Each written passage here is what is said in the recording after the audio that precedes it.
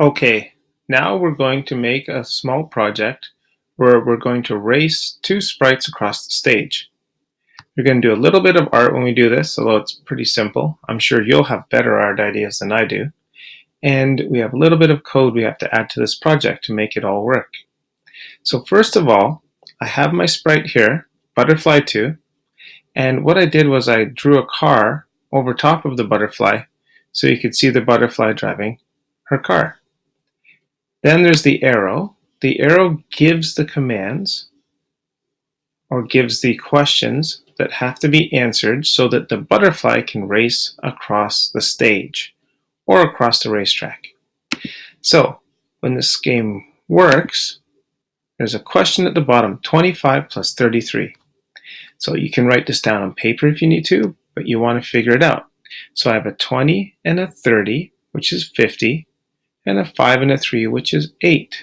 So I'm going to say the answer is 58 and press the enter or return button. Correct.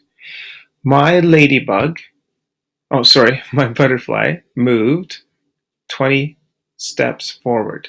If I can keep answering the questions correctly, I can get my butterfly to the other side and win. 17 plus 28. 10 and 20 is 30. 7 and 8 is 15. 30 and 15 is 45. Okay, so my butterfly continues to move across the stage. Now, what I want to do, first of all, I'm going to move the butterfly back to the beginning right here. So what I want to do is add another sprite, another character that's going to race against my butterfly that is trying to win. And this character or sprite will not stop until the race is over. So we're going to go in and pick a character to race against. And I'm thinking that the cat is pretty famous. So why don't we give the cat a chance to shine?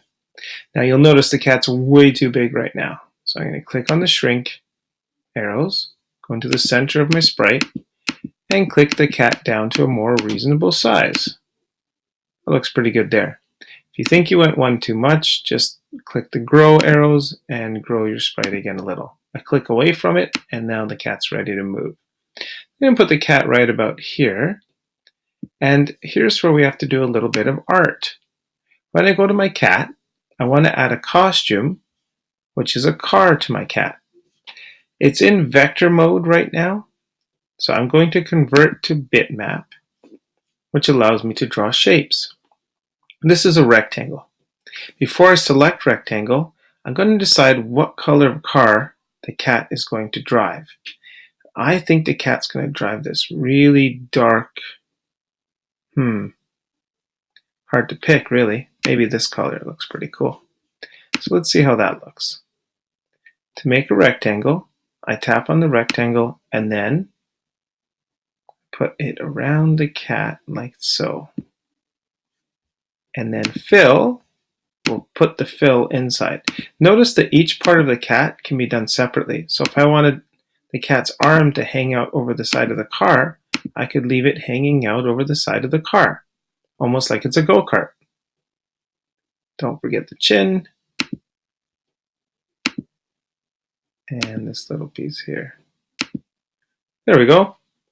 Now, I'm also going to add another rectangle to the front of the car just to make it look a little sporty.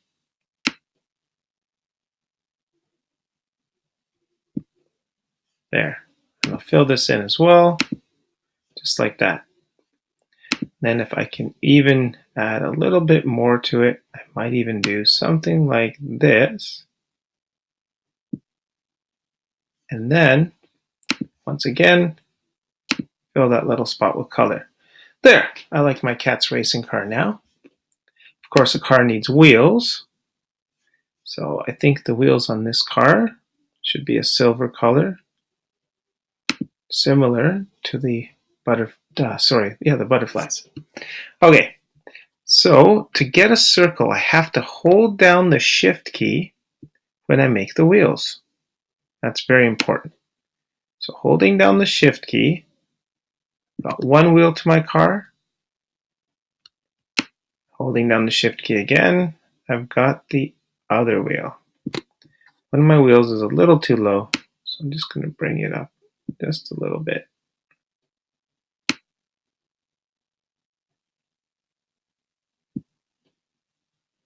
A little bit higher. That'll do it. Hopefully that looks nice and natural. Not really, but the nice thing is if you make a mistake, you can hit the undo arrow and start over. So I'm going to try again. Hold down the shift key. Draw my second wheel. I think I did it better this time.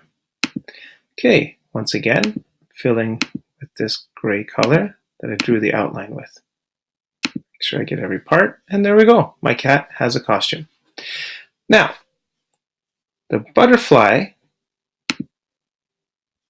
has code that allows her to move 20 steps each time we answer a question correctly.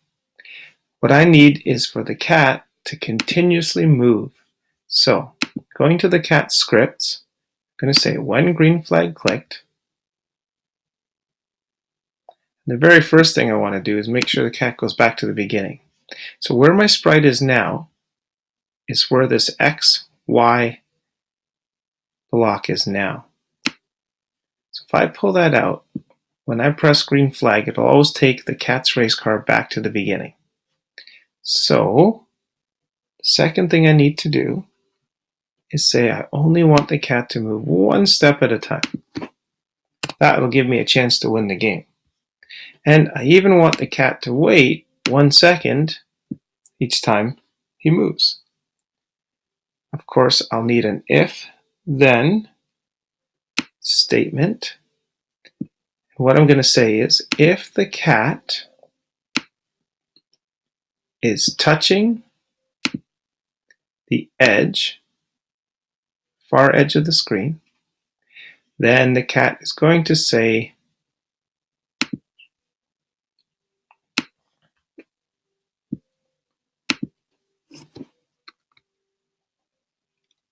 good try. Because you don't always have to win, but you always want to do your best. Now, I do want this to be in a forever loop because at any time that it touches the edge, I want that to be said, and I want the continuous movement to happen throughout the game. So let's see what happens. I'm wondering if they're on the edge now on the back end of the stage. Nope, everything's working fine. Notice how the cat continues to move forward, and I'm scrambling to get my answer. 30 and 30 is 60, 4 and 8 is 12. So that's 72. Correct. So now my butterfly has a chance to move. There's a lot of ways you can change this game to make it more fair, to make it harder, and to make it easier. Under the arrow, I've put some options for you. You can change some things to make multiplication. You can change some things for subtraction or division. And I've put some clues here to help you figure out the best way to set the game up so that everything works smoothly. And remember, if you make a mistake, always change one thing at a time and test it until you figure out your mistakes and have your program working well. Thank you, and happy coding.